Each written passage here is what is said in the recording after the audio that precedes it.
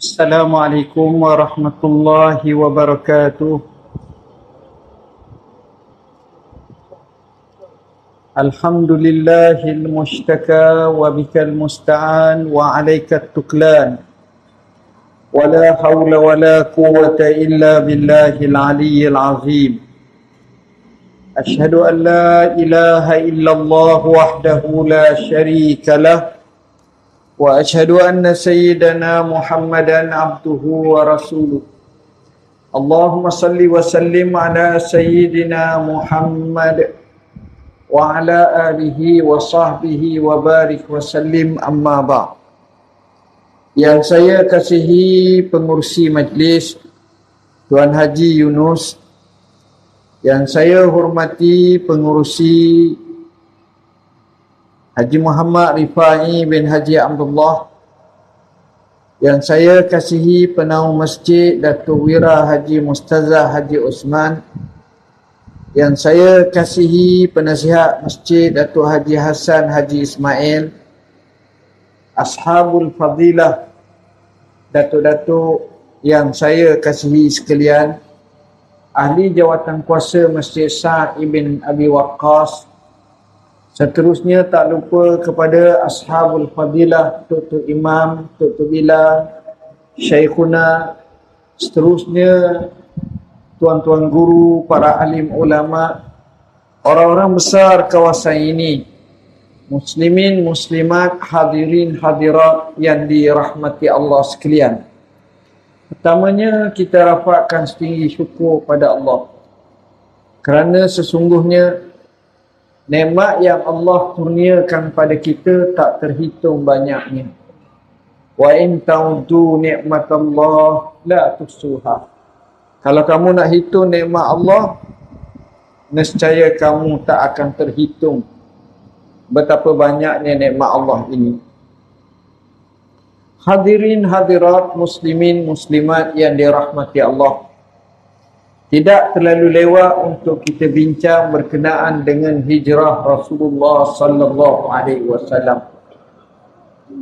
Seringkasnya, hijrah ini berlaku pada tahun ke-14 kenabian atau pada tahun 1 hijrah, di mana pada 26 Safar, pada waktu malam, satu mesyuarat tergempar diadakan di Darun Nadwa, dihadiri oleh pemimpin-pemimpin besar Quraisy untuk membincangkan isu khas berkenaan Muhammad sallallahu alaihi wasallam.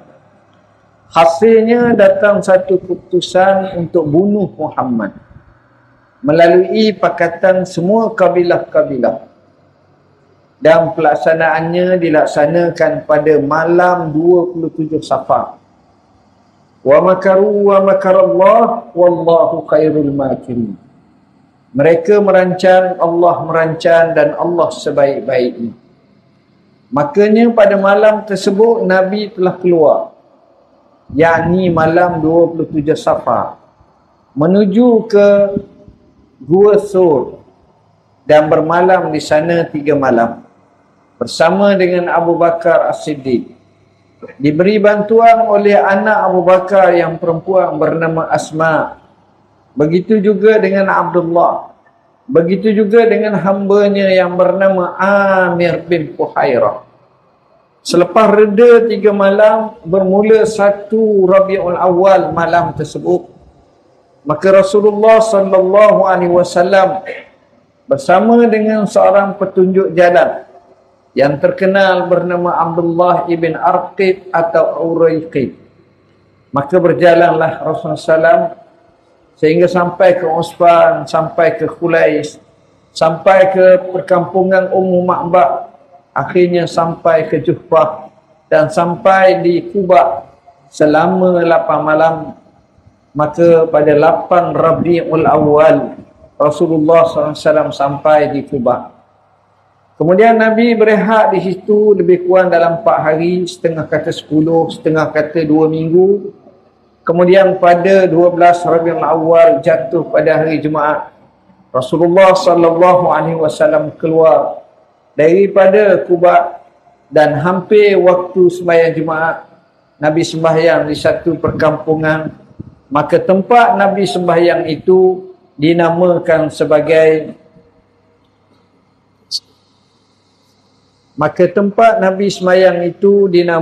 sebagai Masjid Jumaat. Kemudian Rasulullah sallallahu alaihi wasallam masuk ke kota Madinah.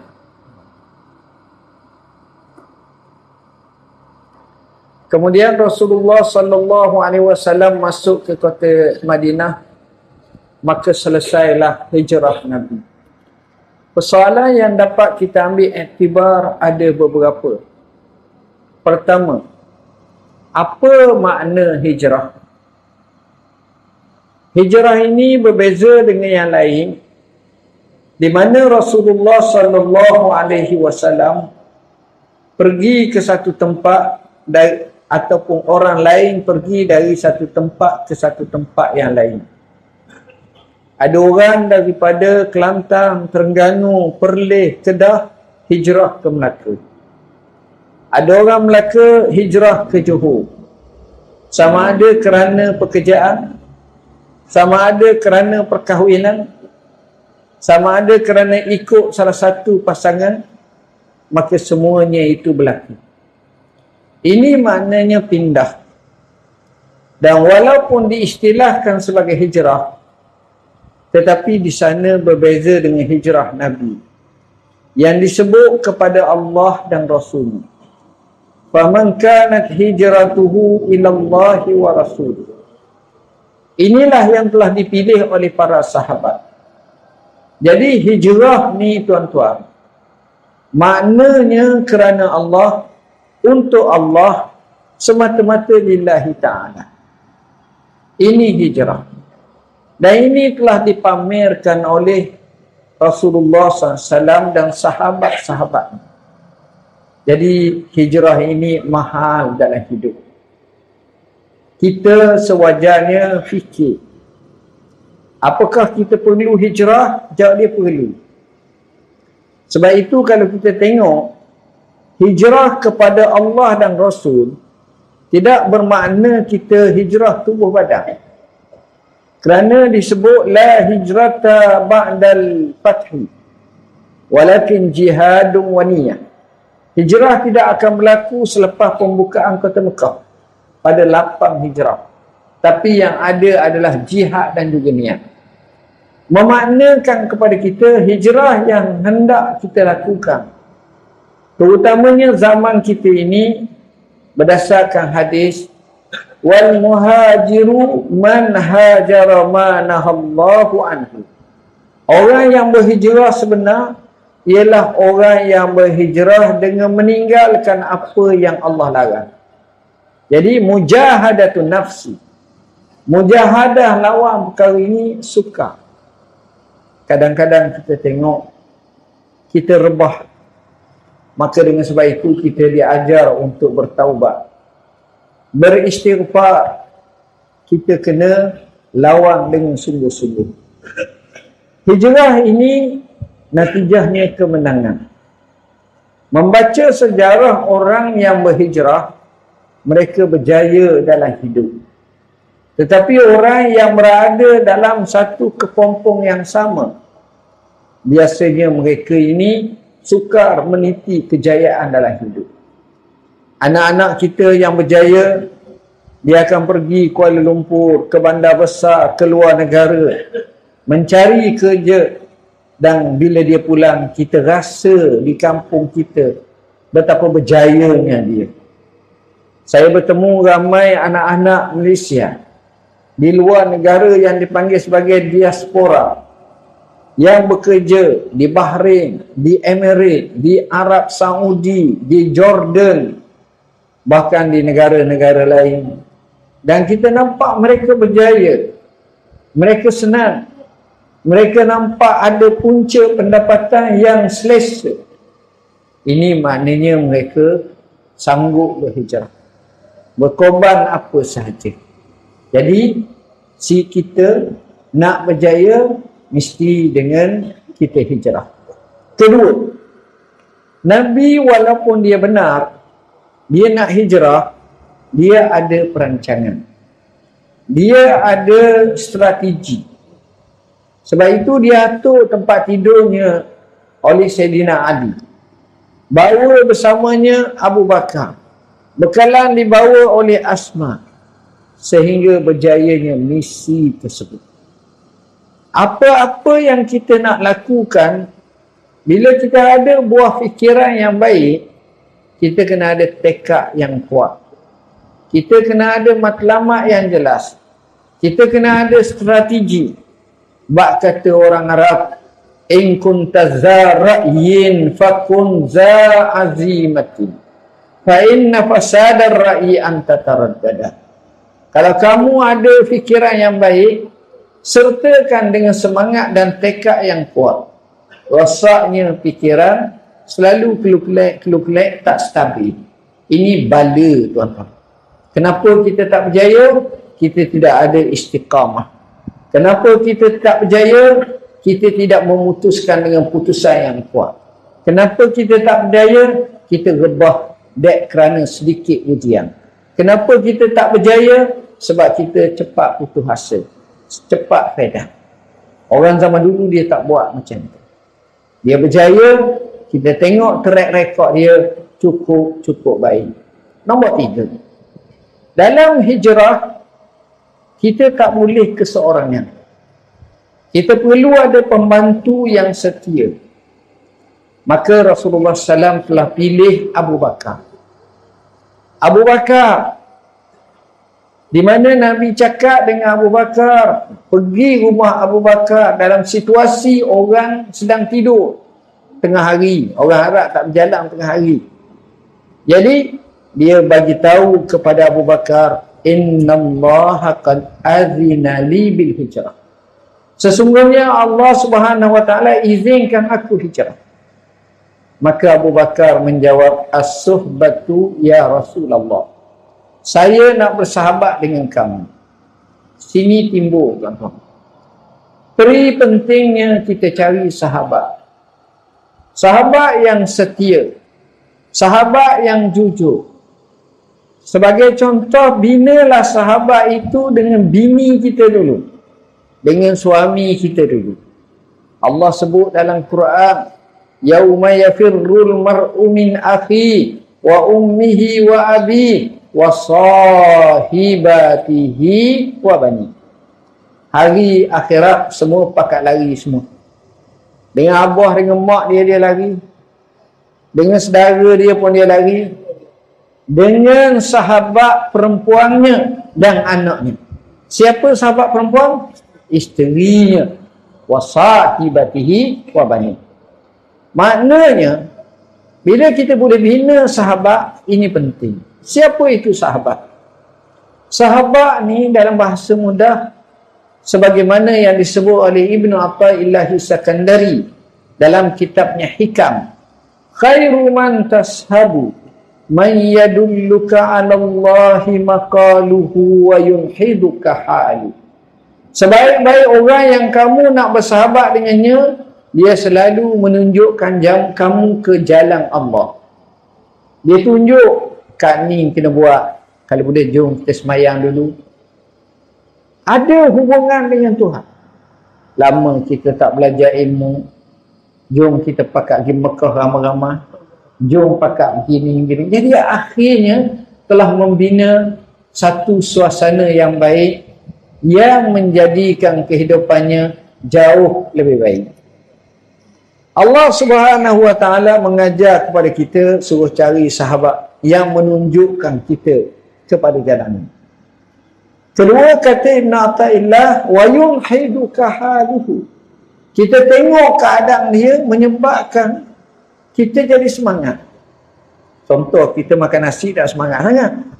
Tapi kebetulan sama kawan ni jenis semangat makan. Oi, semangat juga kita. Kita tengok keadaan dia, jadi semangat. Ini penting. Semangat dalam bab ibadat, semangat dalam bab ketaatan, semangat dalam bab perkara yang baik, yang disebut sebagai was-sabiqun as-sabiqun. Wa fi dzalika falyatanafasil mutanafisun. mereka belum fastabiqul khairat. Ini semua tanda orang-orang yang baik. Jadi ini sahabat kita nak cari. Jangan cari sahabat bermasalah. Disebut al-mar'u ala dini khalilih falyanzur ila man yukhalil. Seorang itu berada di atas agama rakannya. Tengok siapa dia kawan. Cerdik pandai kata, mu sebut kepada kami siapa kawan kamu, maka kami boleh sebut perangai mu macam mana. Dia pilih kawan-kawan yang baik. Dan ini yang sepatutnya. Jadi, isu ni penting. Nampak remeh tapi penting. Poin seterusnya. Nabi berada dalam gua Sur 3 malam. Orang kafir Quraisy boleh datang kat Nabi sampai depan pintu gua Sur. Bukan sekadar tu, naik pula atas gua tu. Atas gua tu. Dan gua tu ada berlubang sebelah atas. Kata Abu Bakar As-Siddiq radhiyallahu anhu, "Lau ra'a ahaduhum tahta qaddamaihi la ra'ana." Kalaulah salah seorang daripada mereka tengok di bawah tapak kaki mereka, tak payah mengendak, tengok je. Nescaya dia nampak hubung-hubung kami pada kami. Nampak betapa dekatnya, seolah-olah kurang sedepa daripada kematian. Cukup takut Abu Bakar. Tapi apa yang Nabi jawab? Nabi jawab hakikat. Abu Bakar hanya sebut mantik basyari. Logik manusia, tengok nampak. Tapi Nabi memperkenalkan kepada Abu Bakar satu ilmu, iaitu bergantung pada Allah. Kata Rasulullah SAW, "Ya Aba Bakrin, ma zannuka bisnain illa anna Allah salisuhuma." Wahai Abu Bakar, jangan kamu anggap kami dengan kamu sahaja berdua ni. Allah yang ketiga. Sini timbul satu soalan. Macam mana dalam hidup kita nak menjelmakan Allah ada dalam hidup kita? Bila kita lepas daripada Allah, maka Allah berlepas daripada kita, maka pada masa itulah kalau takut kepada makhluk mengatasi kepada Allah. Nabi tak. Nabi ajar ada yang ketiga, Allah. Sebab itu seorang ahli tasawuf, dia ajar kepada anak saudaranya. Dia kata, kamu sebut 3 perkara. Tiap-tiap pagi ulang 3 kali, petang 3 kali, nampak stabil 7 kali. Ulang. Allahu ma'i, Allahu syahidi, Allahu nazirun ilayya. 3 je. Allah bersamaku, Allah menjadi saksi padaku, Allah tengok aku. Tapi katanya, selepas dia buat betul-betul, Allah campakkan dalam hatinya semayangnya khusyuk, ibadatnya khusyuk. Kenapa? Kerana dia sentiasa di bawah muraqabah Allah. Dan inilah untuk mentahqiqkan makna ihsan. Anta'budallah ka'annaka tarah, fa in lam takun tarahu fa innahu yaraka. Kamu ibadat kepada Allah seolah-olah kamu nampak Allah. Ini maha. Seolah-olah kamu nampak Allah. Ini maha. Kalau kamu tak rasa nampak Allah, kamu rasakanlah Allah nampak kamu. Ini martabat kedua. Masalahnya kita martabat ketiga. Kita tak nampak Allah, kita rasa Allah pun tak nampak kita. Jadi kita melepas tangan. Tapi inilah yang mahal. Kesan daripada bergantung kepada Allah, ajaib banyak berlaku. Saya semasa jadi mufti dulu di wilayah Ketua, saya punya tetamu ramai sangat. Boleh katakan purata setiap hari lah. Setiap hari. Dan tetamu ni silih ganti. Termasuk daripada luar negara. Daripada Syria, Syam, daripada Yaman, daripada Jordan. daripada Mesir, daripada Kuwait, daripada Arab Saudi, daripada Palestin, mari. Ramai-ramai, ada 3-4 orang, ada rombongan ni, ada macam-macam. Nak cerita ada satu kisah. Biasanya kalau mari tu, saya akan bercakap, saya akan tanya. Buah. Ada satu kumpulan Palestin, bila dia datang, saya cakap dengan dia, saya kata, Syekh, aku ni amat kagum kepada seorang Palestin. Dia kata, siapa? Namanya Yahya Ayyash. Bila sebut nama tu, dia kata, Masya Allah, ini orang hebat. Dia ni yang buat bom bunuh Israel dulu. Masa intifadah tu. Tahun 80-an menuju 90-an. Awal-awal tu. Oh, berani. Orangnya hebat. Orang muda. Dan dia pun mati, kena bunuhlah oleh Israel. Sehingga bila bincang Perdana Menteri Israel dengan ni dalam meeting nak tanya, boleh takak tak lagi orang ni, budak ni. Masa tu Perdana Menteri Israel bernama Ishaq Rabin. Dia tak apa boleh sebut nama Yahya Ayyash. Tapi kata budak tu boleh takak ni. Siapa tahu. Jadi dia wanted nombor 1. Dan orang-orang sana pun ada juga jenis spy, mukhabarat. Dapat duit lebih, maka jadi tali baruk kepada Israel. Satu hari, ni kawan kita ceritalah, dia cerita kat saya dengar je lah. Yahya Ayyash, dia masuk sebuah rumah. Bila masuk sebuah rumah, orang informer ni terus telefon kepada Israel. Dalam masa kurang 1 jam, kepung.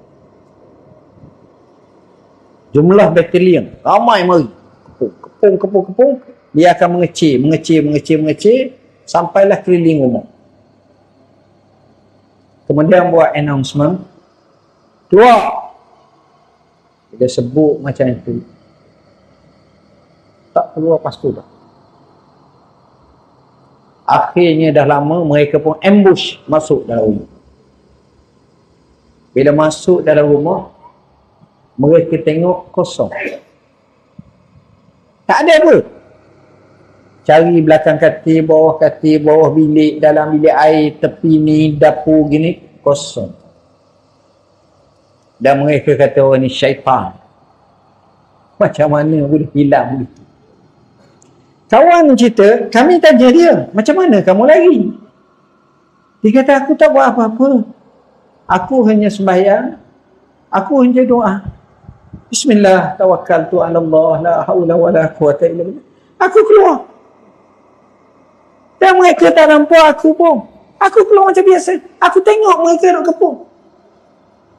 Tidakkah Allah berfirman, وَجَعَلْنَا مِنْ بَيْنِ أَيْدِيهِمْ سَدًّا وَمِنْ خَلْفِهِمْ سَدًّا فَأَغْشَيْنَاهُمْ فَهُمْ لَا يُبْصِرُونَ.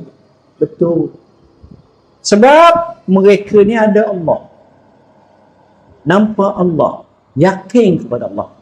Cerita yang hampir sama diceritakan oleh imam di kota Baghdad ataupun di Iraq. Mari kat saya, kisah persis sama, tapi masa tak sempat saya nak cerita. Tuan-tuan, masa Nabi berada dalam gua dengan Abu Bakar, Nabi cakap apa dengan Abu Bakar? Dalam Quran merakamkan kalimah. Nabi wasiat dan nasihat pada Abu Bakar dengan menyatakan, la tahzan innallaha ma'ana.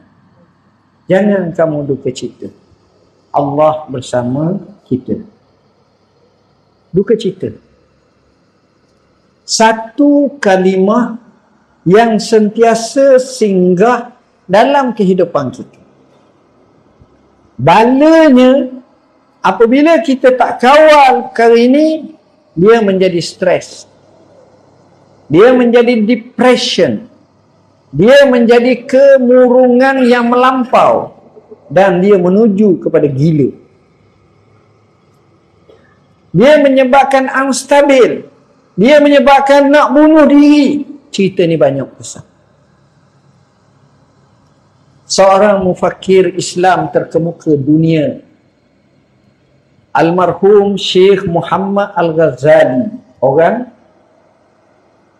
Mesir, meninggal 1997.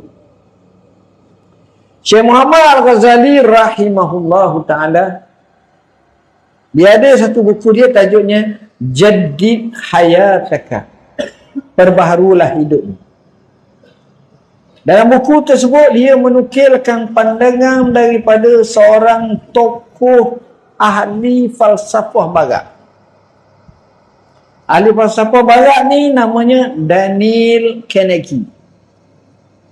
Daniel Carnegie ni cerita masa Perang Dunia Kedua berlaku 1935 sampai 1945, lebih kurang 10 tahun. Tentera Amerika yang mati dibunuh atau terbunuh ketika operasi perang di luar tersebut hampir 300,000 orang. Banyak tak? Banyak. Tapi menakjubkan lagi dan mengejutkan lagi, dalam tempoh yang sama di Amerika, rakyatnya yang mati kerana stres kemurungan 3 juta orang. 10 kali ganda. Ini bahayanya. La tahzan, jangan kamu duka cita. Dah ini kalau kita biarkan, kita tak boleh. Sebab kita ingat hidup dalam dunia ni penuh dengan ujian. Allazi khalaqal mauta wal hayata liyabluwakum ayyukum ahsanu amala. Allah ciptakan kematian. Kata Al-Imam Al-Qurtubi, kenapa disebut mati dulu? Sebab sedangkan kita hidup dulu, lepas tu baru mati. Supaya mati itu selalu depan kita. Bila ingat mati, jahat pun tak berapa nak jahat. Dan taubatlah. Jadi Allah uji. Nak uji di kalangan kamu siapa yang lebih baik amalan. Orang kaya ada ujian. Orang menang pilihan raya politik ada ujian. Orang kalah pun ada. Semua ada ujian. Tuan-tuan ingat orang kaya, orang pakat besar ni dia tak ada masalah. Masalah. Sebab itu cerdik pandai kata, dia tanya, siapa tak ada masalah? Orang ni buat kata, saya tak ada ustaz. Inilah masalah awak, tak ada masalah. Orang lain semua ada masalah, awak tak ada. Nak ceritanya, ujian pasti ada. Ada orang tu, dia kaya, dia diuji tak ada anak. Dia kaya, dia ada anak, anak tak cerdik. Dia kaya, anak cerdik, penyakit. Dia kaya, dia sihat, dia ni, hati tak tenang. Macam-macam ujian. Masuk waktu dah. Jadi tuan-tuan, daripada ini, ujian pasti berlaku. Orang yang paling baik, bila ujian berlaku, dia ubah ujian tu menjadi satu nikmat. Cerdik pandai kata, kalau orang bagi kepada anda segelas limau masak, jangan marah. Ambil gula secukupnya, letak, kacau, dia jadi minuman yang paling lazat, masa manis, sedap. Dia boleh ubah hidup. Ada seorang tu duduk di atas wheelchair, kursi roda. Duduk di hospital lama, bertahun, berbulan. Lalu doktor melihatnya dan berkata, kesian ke awak, wahai anak muda. Yang lain sibuk dengan melihat orang main bola di padang, boleh pergi mari, awak duduk sini je, kesian kau. Dia jawab, tidak tuan doktor. Dengan sebab apa yang berlaku pada saya ini, saya telah hampir khatam Al-Quran. Mengapa? Dia tukar, dia boleh buat. Saya pernah melihat, tanpa sebut di mana, seorang banduan yang dia kena mandatori hampir 20 tahun lebih dia penjara. Tubuh sedap. Saya bertemu, menakjubkan, dia mengambil inisiatif hafaz Al-Quran. Saya rasa hampir tamat, mungkin tamat lah. Dengan masa yang dia ada tu, dia guna untuk hafaz Al-Quran. Dia dapat faedah. Sebab itu kita katakan, jangan duka cita. Kerana dia akan menjadikan diri kita kerungsingan, kemurungan, natijahnya balik. Nabi sebut, la tahzan, ambil ingatan. Ambil ingatan dengan sesungguh-sungguh.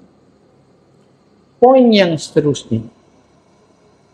Rasulullah sallallahu alaihi wasallam dalam riwayat yang sahih, masa dia pergi tu dikejar oleh Suraqah bin Malik Al-Ju'shum.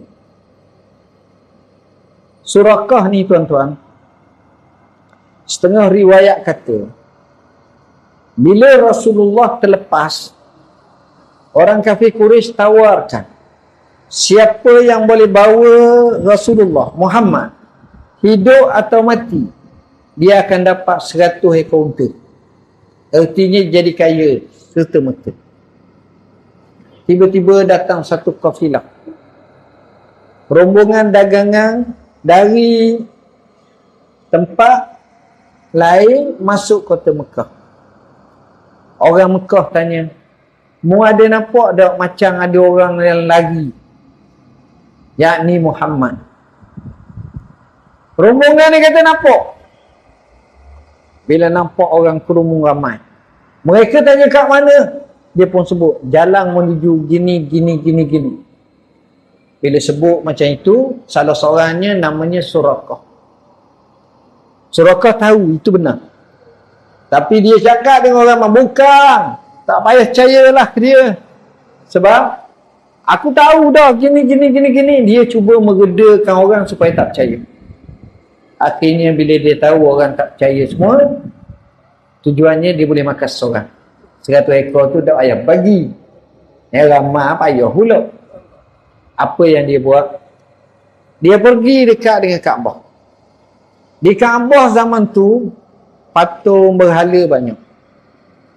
Ada pula kerja fortune teller, tukang tenun nasi. Dia panggil nujum, munajjim ataupun kahin ataupun arraf.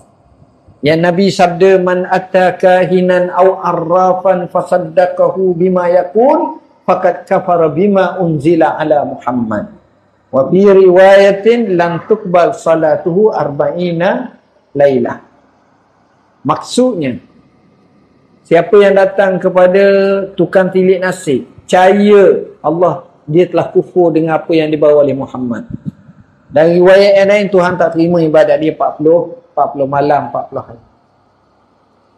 Jadi Suraqah ni pergi. Masa tu dia sebut dalam bahasanya, wa antastaqsimu bil azlam. Cara dia ada batang kayu 3, dia kocok-kocok sini, dia hulur kat kita, hak mana kita pun ambil. Kalau hak panjang tu ada okey, ada tuah. Kalau hak pendek tu majal. Kalau hak tengah tu buat sekali lagi. Contoh, setiap kali dia buat majal semua.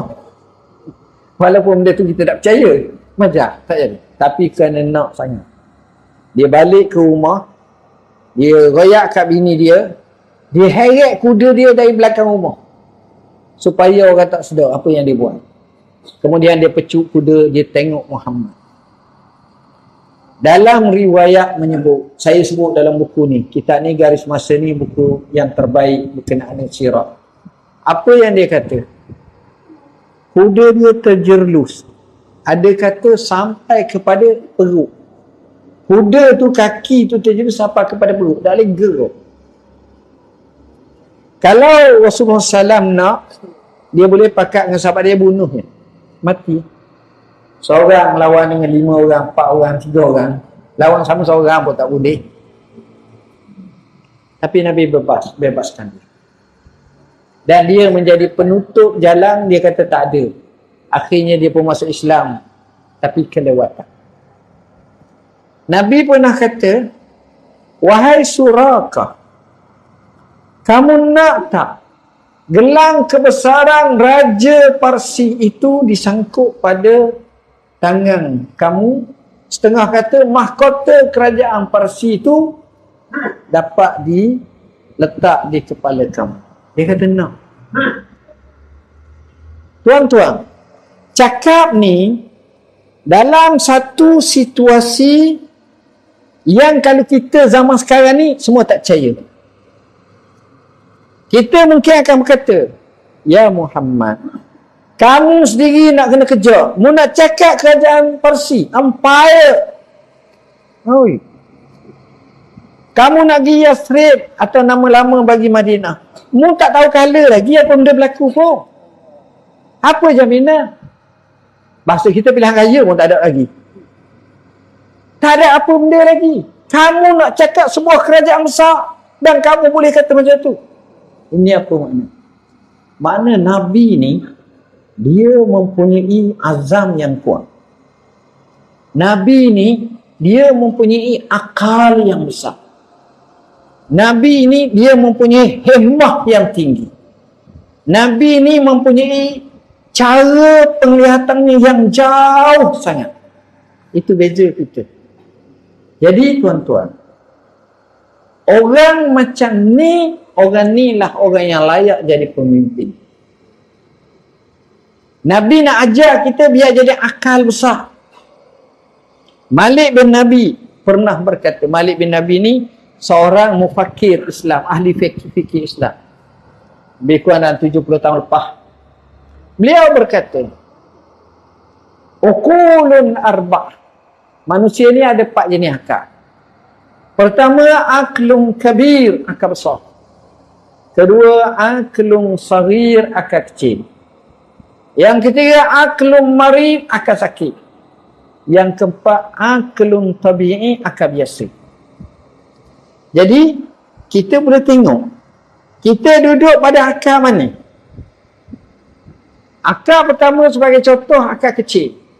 Nak tahu akal kecil ni, kita dengar cara dia cakap. Kalau dia bercakap, isteri saya, anak saya, suami saya, kereta saya, rumah saya, keluarga saya, masjid saya, orang saya, pen saya, kenderaan saya, ni akal kecil. Dia nampak dia je. Kedua, akal tabi'i, akal biasa. Akal biasa ni dia tengok apa yang berlaku. Dengar kata semalam ada PRN nang negeri ya. Macam mana ya? Keputusan macam mana? Jadi, beliau bincang kedai kopi, bincang sini, bincang. Hak pro ada, hak kong ada, hak gini ada. Bincang. Ni akal tabi'i, dia akan bincang apa yang berlaku di sekeliling dia. Ini akal biasa. Akal yang ketiga, aklun marid, akal sakit. Akal sakit apa? Pengurusi salah. Penasihat salah. Tok sidang salah. Saya tak sebut tok sidang tadi. Orang ni salah. Orang ni salah. Semua salah. Yang betulnya dia seorang. Itu namanya akal sakit. Dan akal yang paling hebat, akal besar. Akal besar ni macam mana? Dia fikir masalah ummah. Dia fikir masalah masa depan jauh. Dia fikir masalah anak bangsa. Dia fikir apa yang berlaku dan apa yang sepatutnya kita harapkan. Apa yang berlaku hari ini merupakan tindakan yang dibuat 10-20 tahun lepas. Apa yang kita buat ni kesannya 10-20 tahun akan datang. Begitulah seterusnya. Jadi akal besar dia selalu tengok ke depan. Dia ada wawasan. Dia ada matlamat. Dia ada target. Dia ada hadaf. Dia ada objektif. Dia ada matlamat. Dia ada sasaran untuk dia sampaikannya dan dia capaikannya dan dia milikinya. Ni Kamsah. Nabi bina sahabat dia Kamsah. Contohnya Rib'i ibn Amir menghadap kepada Rustum. Rustum akhirnya kena bunuh. Rustum ni panglima tentera Parsi yang hebat. Parsi ni tuan-tuan, dia empire. Hidup dia lebih 1000 tahun. Tentera dia juta. Bos nombor 1 panglimanya Rustum. Dia panggil orang Islam. Sa'd ibn Abi Waqqas menghantar Rib'i ibn Amir masuk menghadap. Mereka kata kita nak sambut macam ala perang ke ala ubbahatul muluk, kebesaran diraja. Mereka kata nak pakai pakaian kebesaran diraja. Nak sambut wakil orang Islam ni, dia pakai baju cantik-cantik belaka. Termasuk Rustum duduk di atas singgasana. Bila datang, mereka terkejut. Rib'i bajunya compang-camping, naik keldai, pakai tombok lusuh, dalam keadaan yang amat-amat naif. Lalu kata Rustum, kalau kamu lapor, kami boleh bawa berapa puluh guni, berapa puluh ekor unta, ratus unta atau kat kamu. Baliklah. Kalau kamu tak cukup pakaian, tak apalah. Kami cari pakaian letak atas unta berkodi-kodi beri kat kamu semua. Apa tujuanmu? Rib'i ibn Amir jawab, Allahu ta'asana linukhrijal ibad min ibadatil ibad ila ibadati rabbil ibad wa min jawril adyan ila adlil islam wa min dhikid dunya ila sa'atid dunya wal akhirah. Sesungguhnya Allah bangkitkan kami untuk kami keluarkan manusia daripada menghambakan sesama manusia kepada menghambakan kepada Tuhan manusia, daripada kezaliman agama-agama kepada keadilan Islam, daripada kesempitan hidup hanya nampak dunia sahaja kepada kehidupan dunia dan akhirat. Bila sebut macam itu, Rustum selepas keluarnya Rib'i ibn Amir berkata kepada memanda menterinya, mu nampak macam mana orang tadi? Seorang jawab, pakaian dia marheng kita tak pakai. Seorang jawab, tombok dia orang-orang hamba kita pun tak pakai.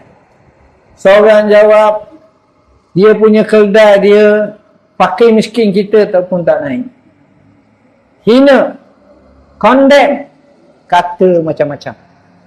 Akhirnya Rustum berkata, celakalah kamu. Dia marah, memanda menteri. Celakalah kamu. Kamu fikir tak apa yang dia cakap tu? Kamu faham tak apa yang dia cakap tu? Untuk pengetahuan kamu, kalau orang macam ni dia cakap macam tu, bermakna dia akan menjahannamkan kerajaan kita. Allah bayar cash. Tengok akal besar. Orang akal besar ni dia lain. Dia punya misi-visi tu lain, jauh ke depan. Ini yang patut kita bina. Anak-anak kita, keluarga kita, diri kita. Biar kita sangkut cita-cita yang tinggi. Himmatul rijal tuzaljil jibal. Hemah seorang lelaki itu, dia boleh menggoncangkan gunung kan. Jadi saya nak di sini, nak tawakuf di sini, nak gambarkan bila kita sambut mahal hijrah, kita kena ada target. 14-44 yang lalu, banyak target kita tak kesampaian dan ada beberapa masalah. 14.45 kita nak sampai satu target. Sebagai contoh, saya ingat saya nak istiqamah ke masjid. Nak istiqamah sembahyang malam. Nak istiqamah sedekah dan infak fi sabilillah. Nak istiqamah kalau boleh nak baca Quran. Nak istiqamah belajar dalam majlis ilmu. Nak istiqamah kalau boleh khatam Al-Quran. Saya sebut dalam buku khatam Al-Quran. Kalau boleh nak istiqamah, nak bina keluarga bahagia, baiti jannati. Tak mau lagi porak peranda. Saya sebut buku Rumahku Syurgaku. Nak sedekah walaupun sedikit setiap hari di masjid. Saya sebut dalam keajaiban sedekah. Banyak kisah-kisah pelik. Nak sentiasa doa pada Allah. Saya sebut dalam buku Inilah Doaku. Saya nak tahu, nak kenal Allah, nama Allah, hebatnya Allah. Saya sebut dalam ini. Kita boleh cerita semua sekali. Jadi tuan-tuan, jangan putus asa. Jangan kita dengar orang cerita bab hijrah, kita menjadi pendengar. Kita menjadi penonton. Tapi kita sendiri tidak hijrah. Rugi. Kita sendiri kena hijrah. Kita sendiri kena ubah kehidupan kita. Inna Allah la yughayyiru ma biqaumin hatta yughayyiru ma bi anfusihim. Allah tak akan ubah nasib satu kaum melainkan dia sendiri ubah. Kita sendiri ubah. Kita nak, kita boleh buat. Jangan bimbang. Kubur masing-masing, tuan-tuan. Orang lain tak boleh tolong kita. Yang tolong agama kita, yang tolong diri kita, ni dari segi akhirat lah. Kita sendiri lah. Takkan orang lain nak tolong sembahyang bagi pihak kita.